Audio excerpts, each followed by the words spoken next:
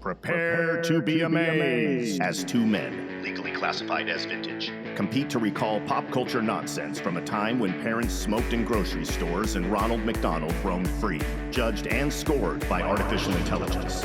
Chris and Jeff sift through the glorious wreckage of a gleefully neglected childhood, hoping to find meaning. Nice pull, because if we don't remember this crap, you know damn well someone's gonna try and reboot it and make it way worse.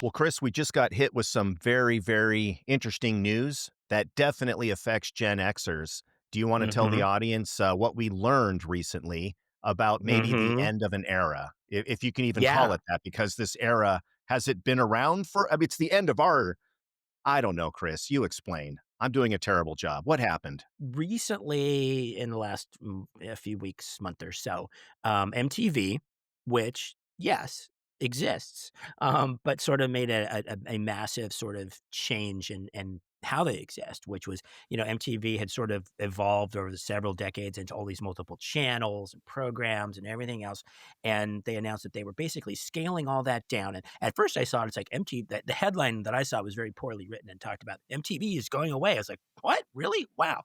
Um, it's not going away, but it is sort of scaling down into like a singular channel, getting rid of all the extraneous adjacent channels that showed, like I said, different types of programming, and just into one, and essentially reality TV and all of their shows like Road Rules and things like that. Shows that, I'll be really honest with you, had never watched.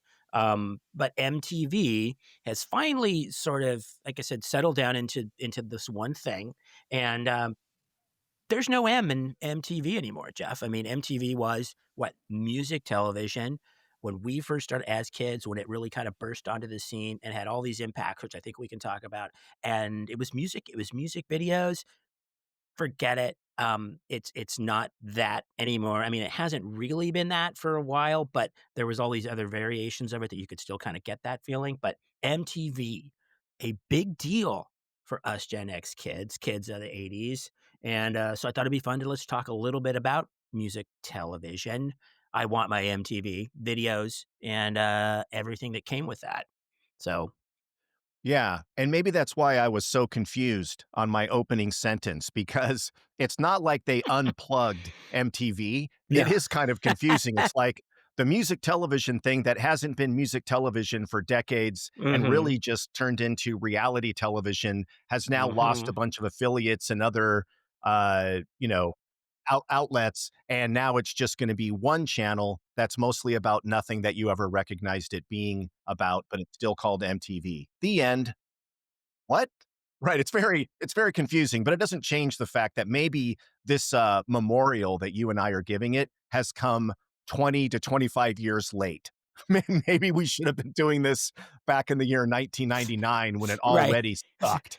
Asking asking our kids, "So what do you think about MTV?" And they'd be like, "MT what?" You know? Yeah, there was one. But yeah, but in Oh, the nice. sense, Look at that. Chris just got a nice pull from the movie Stripes. Well done. and maybe this is a little shallow, and maybe it's a little bit superficial, but MTV to us was really sort of a big deal, a cultural, I think, touchstone for our generation and the generations around us. Um, it wasn't exactly, the other generations, previous generations had what they had: the color television and the Beatles on Ed Sullivan and the moon landing and all these things that sort of represented these big sort of Or did changes. they? Or did they? Right. Okay, that's we still haven't done that No, episode. no, they Um, did. No. All right. I don't want you to get your ass kicked by Buzz Mm. Aldrin or anything like that, Jeff. Yeah, He's like, not again. um, but music television, music videos, when they first came out, I wanted to ask, and I wanted to ask you a couple of questions as far as, and I could put you on the spot or I can tell you my memories. It's like, because we did MTV, I think I remember hearing about it, but I think it sort of came across the country in like waves. So we didn't have it maybe right when it launched. which I think was 1982. Um, but we started s that was around that time period where we started seeing what? Music videos and how we consume them before MTV. I remember very specifically, there was a show, and I wanna say it was called Video Showcase or something like that, where we would see music video. It was in the afternoon. It was after school. It was like 3:30 or 4:30. It was on one of, like, the, non-cable stations, and one of the UHF stations that we got, um, and they had about 6 to 10 videos that were in rotation, and I can remember them very some of them very specifically. I can remember "Refugee" by a very young Tom Petty. I can remember Mhm, "Let My Love Open the Door" by Pete Townsend. I can remember mhm. Gary Newman driving around in this weird sort of modern wheelchair, singing "Down in the Park." There was a few others, Squeeze and maybe, like, I'm not sure who else was in that group. You might remember a few, but that was my first exposure to music videos, and we would it was kind of an appointment kinda thing. It's like, "Hey, let's go check these out. Maybe there'll be something new on there." Do you remember when you first started saying it's like, "Hey, what is this all about?" Music videos, music on television. Y Yeah, and actually, I mean, if you're an aficionado of Nice Pull, we did have an episode, Chris. It was, oh my gosh, by God, I think it's safe to say it was 40, 45 episodes ago, where we did touch on MTV and the impact that it had on us as kids. But again, we only scratched the surface, right? And there's so many other thoughts and feelings when it comes to MTV because, as we all know, one of the biggest things that triggers memories would be smells of all things. We know this from, I guess, science, but also Thomas told music, me. right? Mhm. So two things. Yeah, right. Um, so and some of those songs really stunk. So it kind of combined both sentences, but or both senses, excuse me. I don't it really combined both senses. There you go. Uh-huh. But, with that said, sorry for my diatribe there. All I wanted to add to this was, yes, I do remember my first exposure to it was at a buddy of mine.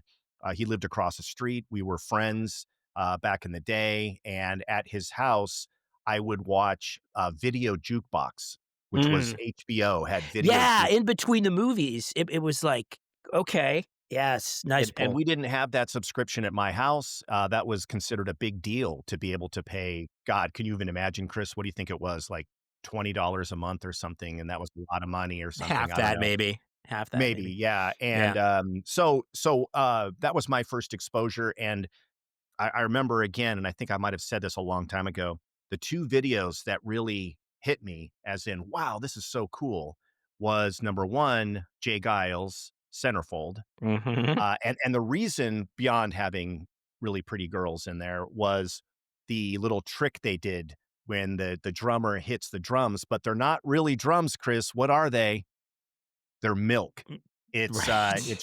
it's toms that have been filled with milk, so you think he's about to Now hit I the can surface see with a that drum, now. but the milk splashes, and that was, a big deal. And the other one was, Once in a Lifetime by Talking Heads, where Mhm. for the very first time, I'm like, "Oh, shit, okay, new wave. Oh, okay, this is a weird band," and it prompted me to get Talking Heads '77, the one of the greatest albums, I would say, in my collection to this day, a huge classic. So yeah, that was my first exposure. But then Mhm. MTV started figuring out, hey, these Right. kids, they like watching these videos. And then all of a sudden it launched, right?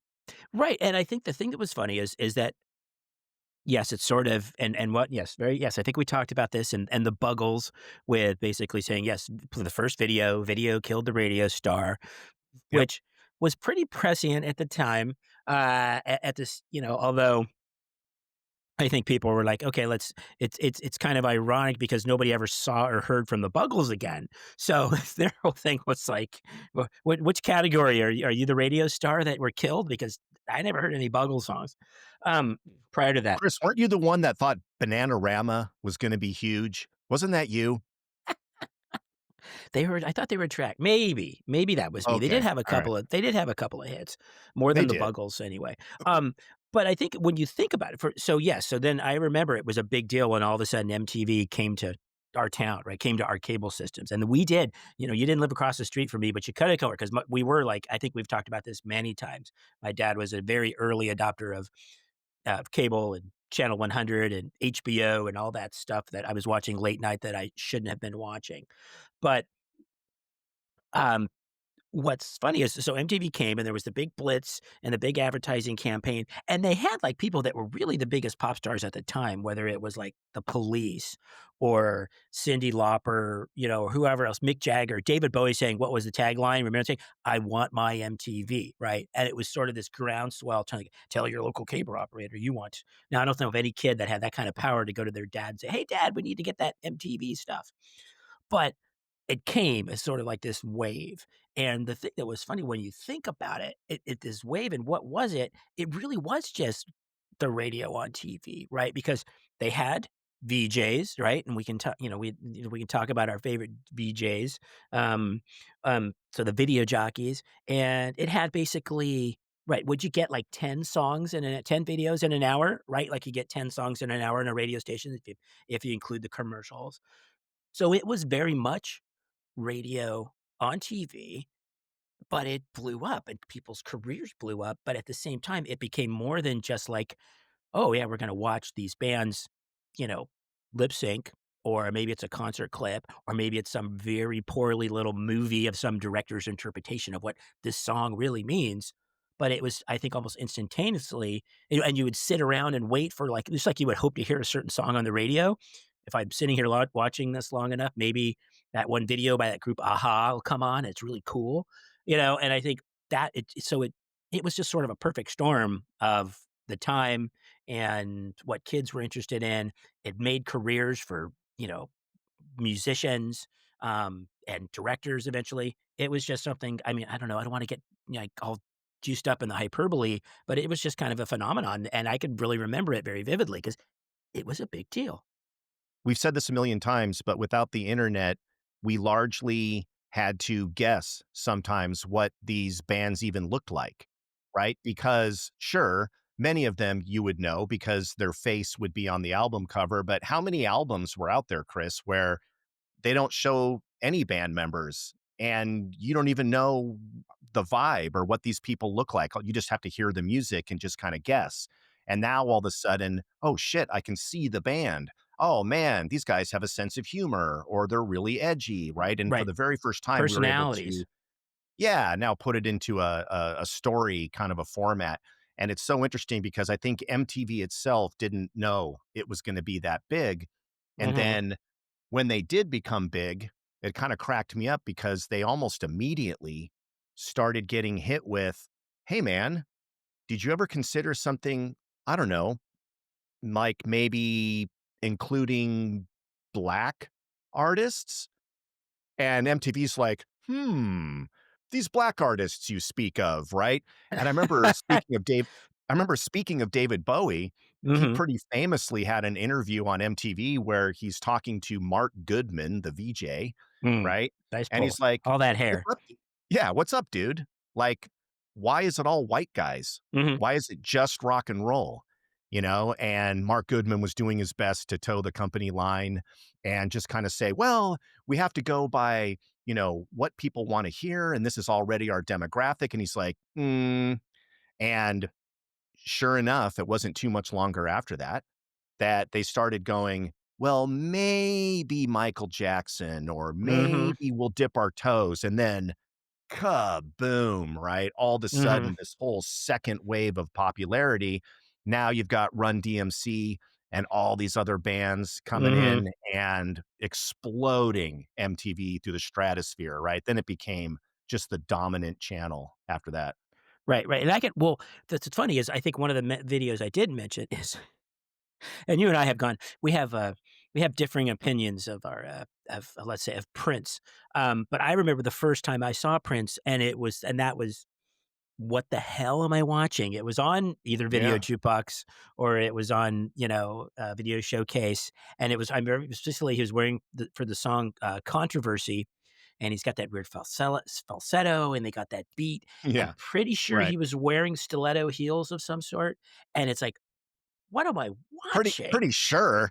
I think he wears stiletto heels when he was playing, half court with his buddies, he was still wearing stiletto heels. I don't think that guy ever took them off, you True, know? true, Yeah. but it was just you're right, but it was something as different here. And then I think you're right. I mean, ironically, they wouldn't play black artists, although I think but at the same time, you could almost make the argument, okay, so then they gave in, quote unquote, and played Michael Jackson. And Michael Jackson had been a crossover artist, right, for his since he was a little kid. So I don't Sure. think they were necessarily really going on a limb because yeah, they did. Like I said, it took longer to get, say, Run DMC. You didn't see, Grandmaster Flash or anything Public Enemy or anything like that for a lot longer. Well, Public But the Enemy came way later. Yeah, Right, but right. But you're talking about like, but that's the funny part is because once Michael Jackson came and once Thriller was a huge freaking deal, right? Because it was so long, it had all those production values, and it was directed by John Landis, and it had all the special effects, and it had the narration by Vincent Price and The Funk of 40,000 Years, all that good stuff, right?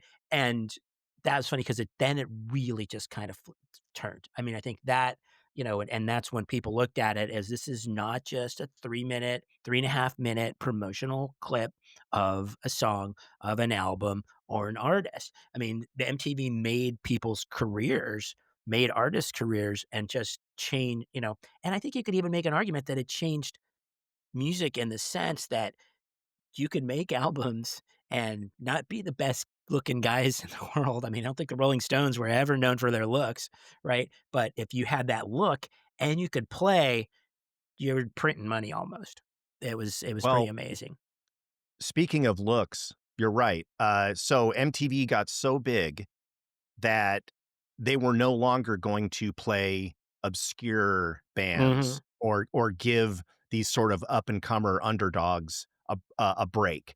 It was only gonna be the absolute top 50 rotation over and over and over again, and they really became super uncool at that point. But speaking of good looks, I'll never forget, and we might have already talked about this the last time we talked about MTV, but Loverboy Mhm. held a contest, the band Loverboy.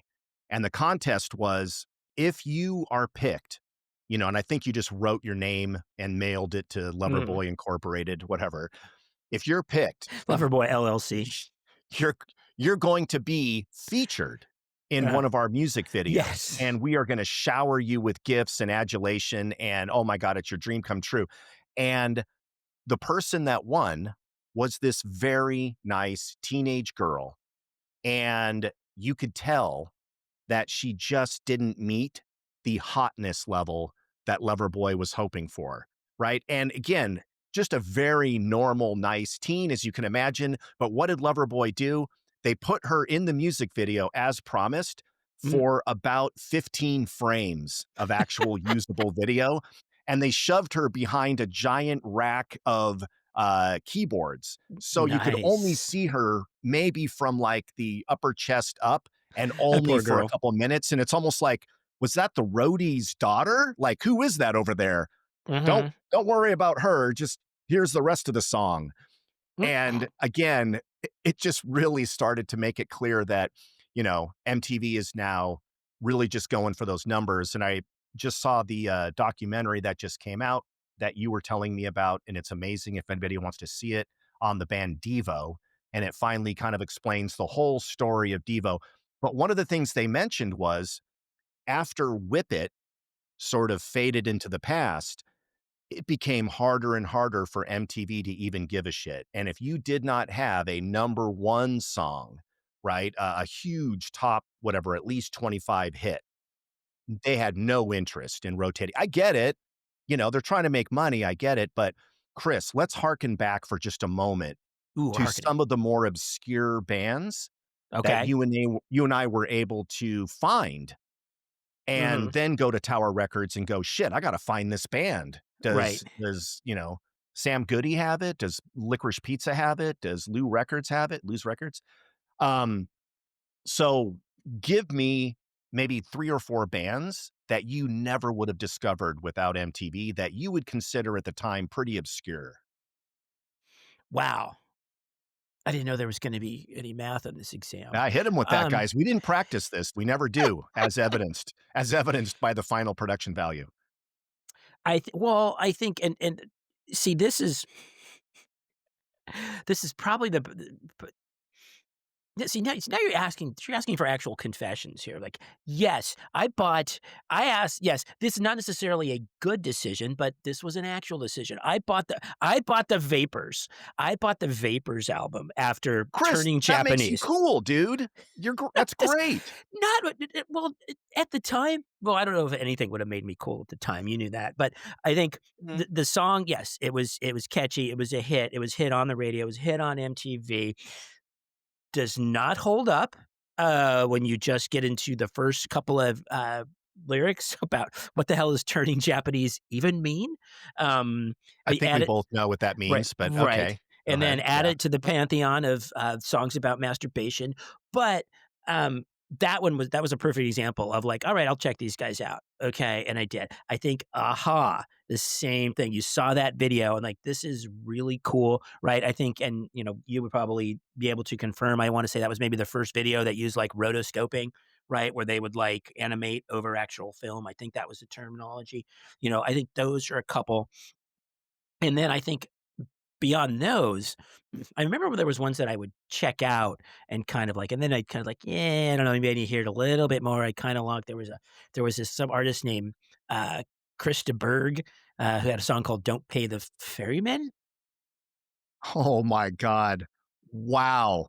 Wow. Wow. That is the deepest fucking cut that maybe, when it comes to music, you have ever done. "Don't pay the ferryman. He's trying to get your soul. Don't pay the ferryman." And he had this very gothic, spooky video where he was, like, riding a And he's on horse. a boat with a little torch, and they're going across the river. Don't pay him, Chris. Do not fucking pay him. That's what we learned in that video. Do not pay. He couldn't be more clear on the warning in that video.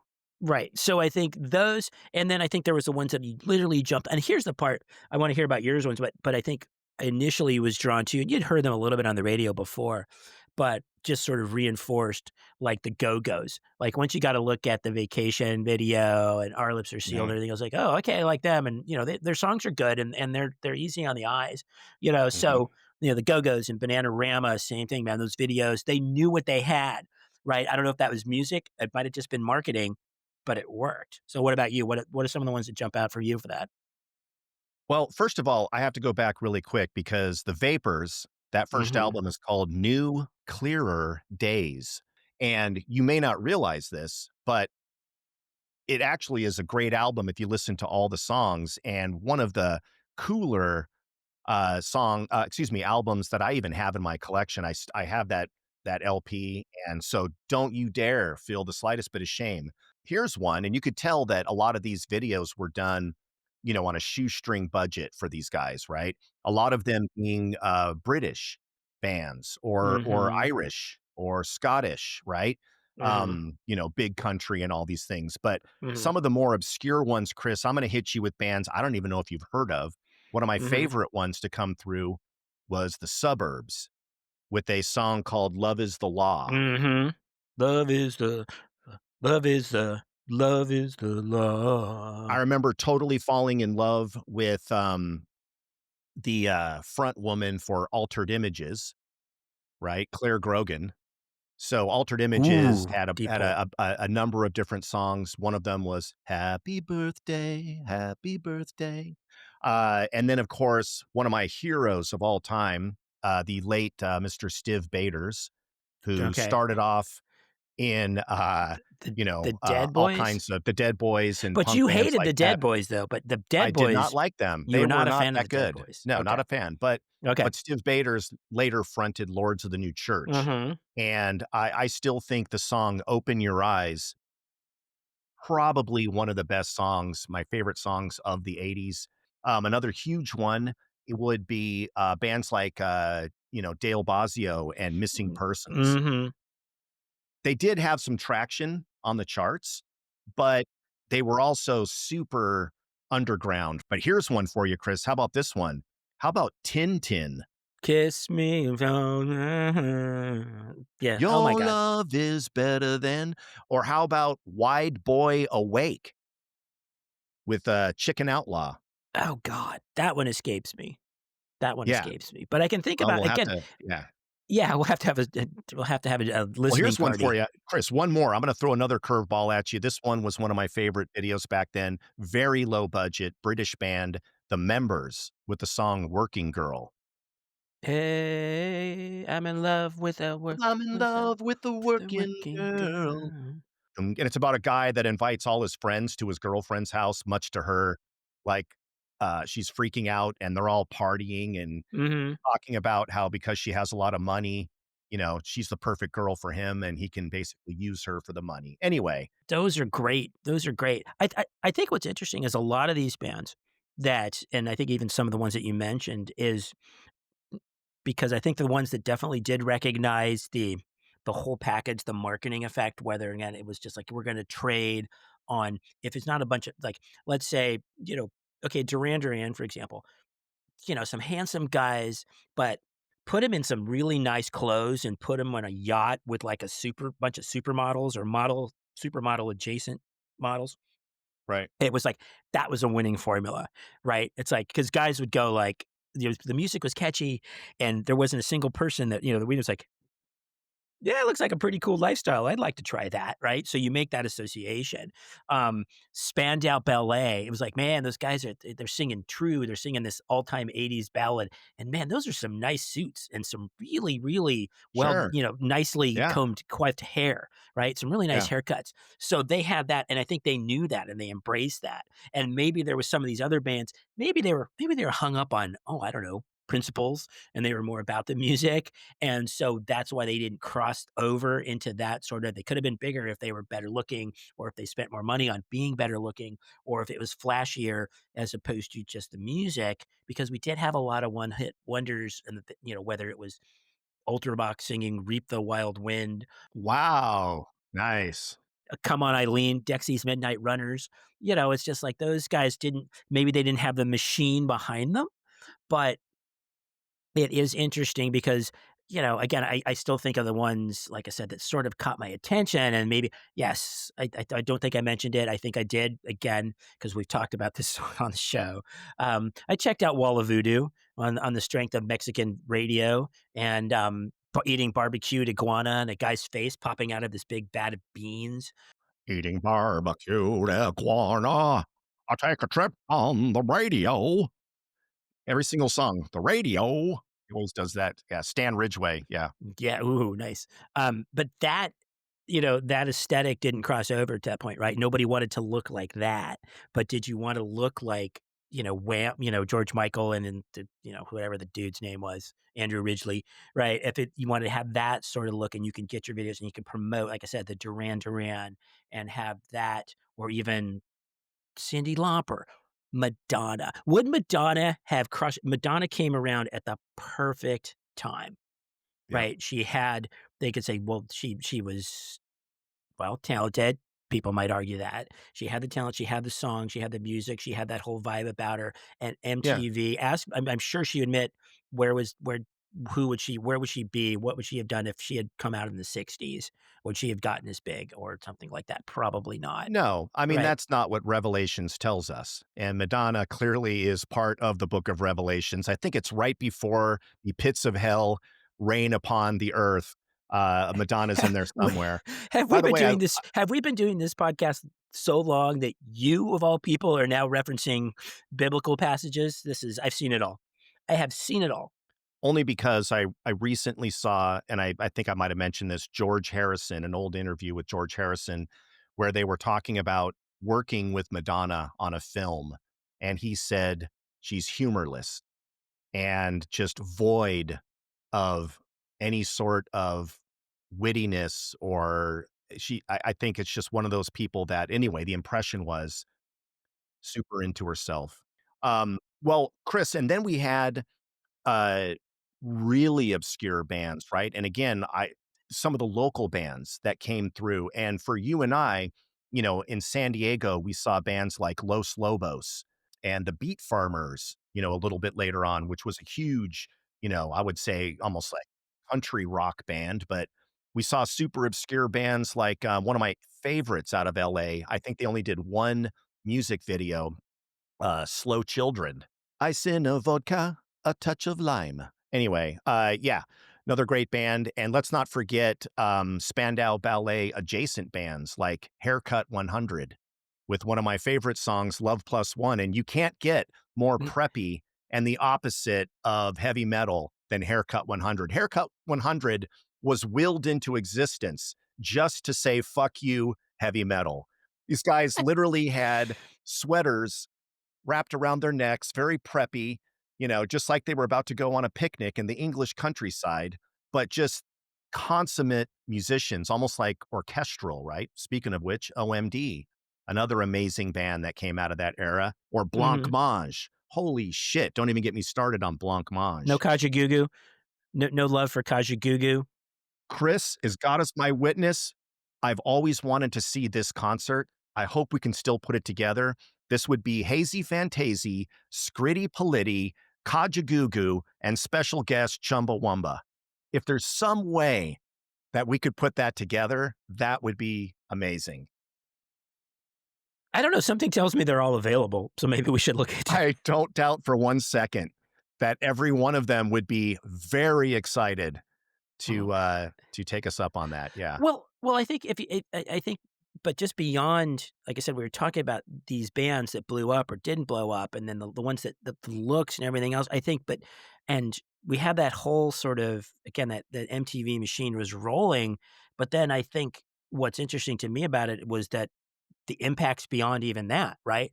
I mean, films and television, advertising, they started doing that MTV sort of style, right? The editing, I think we've talked about before, the very famous line about Miami Vice was pitched with three, the two words MTV cops, right? Which is like, okay, it's quick cuts and Right. editing and Yeah, loud yeah. music Right. and Yeah. Yeah. soundtracks and it's a certain look and certain everybody acting and looking a certain way. Right. And I think that is something you'll still see that today, right? Because I think if you gotta have the movie started having like the you gotta have a hit soundtrack, right? A hit part of a Mhm. hit movie is having that theme song, and maybe it's done by a really big star, and then all the you license the other music that came along with it. So, I mean, those sort of impacts, again, they're still felt, and I think they were kinda subtle at the time, and where artists may not necessarily have to make a video, it's definitely, if you're making a film, a television series, a commercial, the music, those are extremely important, right? And again, as someone with your post-production experience, the editing part, right? I think it had a permanent impact, right? With the cuts and the white shot, the angle shots and everything else, right?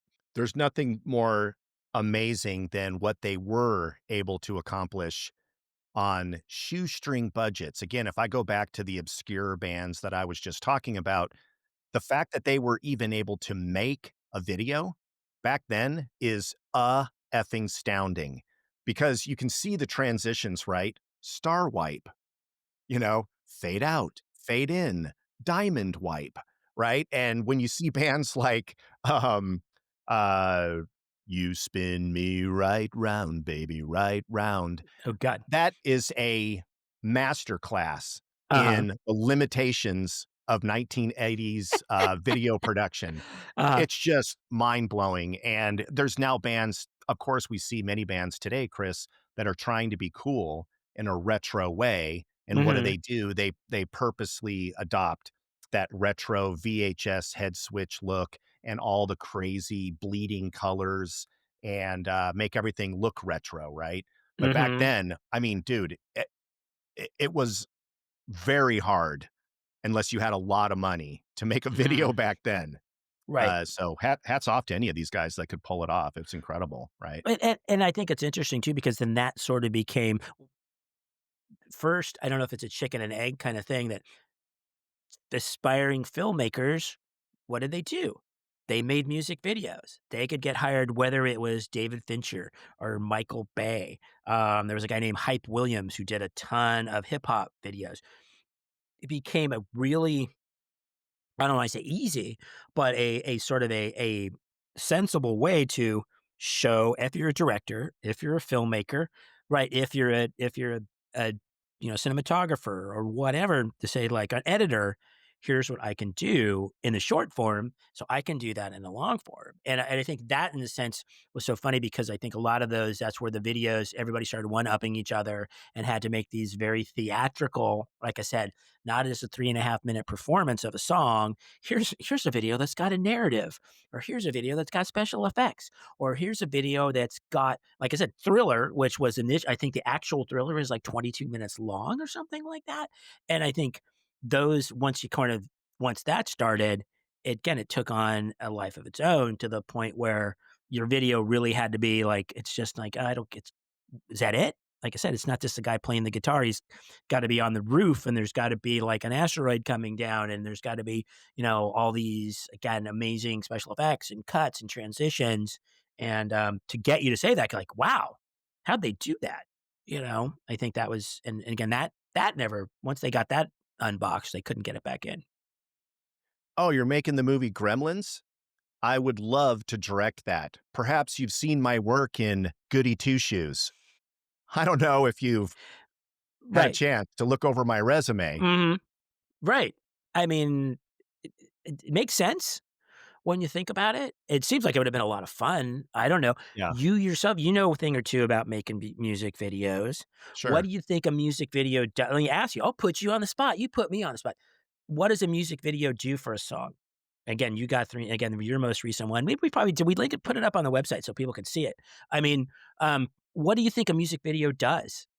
It's interesting because it can do so many things, but basically, even today, it gives the audience more insight into what you're trying to do as a band, as a vibe, or specifically in that song. So, what I love, what I really appreciate is songs where once you watch the music video, you now go, oh, that's what that's about. Okay. And it really takes you on a journey that explains the song. Now, ironically, or whatever, coincidentally, the one that I just did with my 2 sons who, lent, their guitar and vocal skills, and we did a little song, which is gonna be a theme song for a little web series I'm doing. That video tells you nothing. So I guess I just Mhm. did the opposite of what I'm telling you, Uh-huh. but I really love it when you can now give an audience insight as to what the F was this guy talking about in this song. But at the very least, what are you doing? You're showing them your vibe, your point of Mhm. view. Mhm. And you're either playing big on what you look like if you happen to be attractive, or you're trying to do a Marilyn Manson thing where you're super scary looking or whatever. Right. Uh, but without that, again, what do you Uh-huh. have? All you have is a thumbnail on Spotify that may or may not show you anything. It might just show a picture of a chimpanzee, and you're like, who are these Mhm. people? Right. So, music videos, the importance of having videos hasn't gone away at all. I would say Mhm. nowadays it's even more important with social media that you have some kind of a visual story to Exactly. tell. Exactly, and that's and I guess maybe that's why MTV saw the writing on the wall. We don't absorb, just like we don't absorb any other media the way we used to. It's all clips, it's all TikTok, it's all stuff that's on Instagram, it's a reel, it's whatever, and I can s it's right, it's still critical to see that, but I should be able to see that in a multitude of ways rather than have to go to a certain channel and wait for it to come on, just like terrestrial radio, where it's just like, I hope they play that song. No, I'm going to go find that song on a streaming service and I'm going to play it right now. So I guess it's that same sensibility. The one thing that I always kind of went back and forth on the videos. Like yours is a perfect example because I know what your web series is about, and I saw the video and liked, and all of it. We all liked it.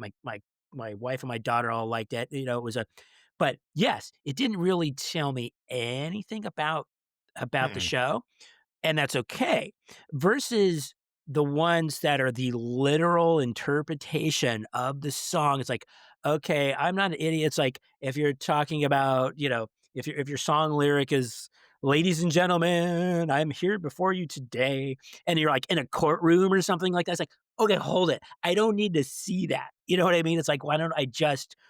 There's no reason for it. So you like the, maybe the abstract, something has nothing to do with it, or a mix in between.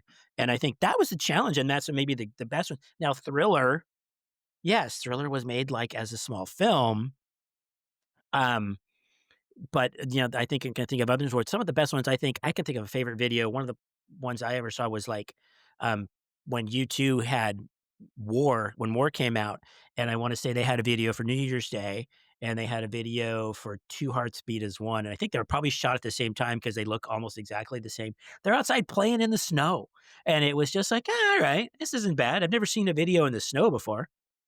You know what I mean? And it wasn't really about the video. The songs were great. The album was great. Right, So I think, and I think maybe that's the critical part is if your song sucks, the best video is not going to save it. right. Wow. Yeah, Was that profound? Thank you. Thank you very that much, was very virtual audience. profound. Yeah, that should be put somewhere, at least on a coffee mug. Yeah, Okay.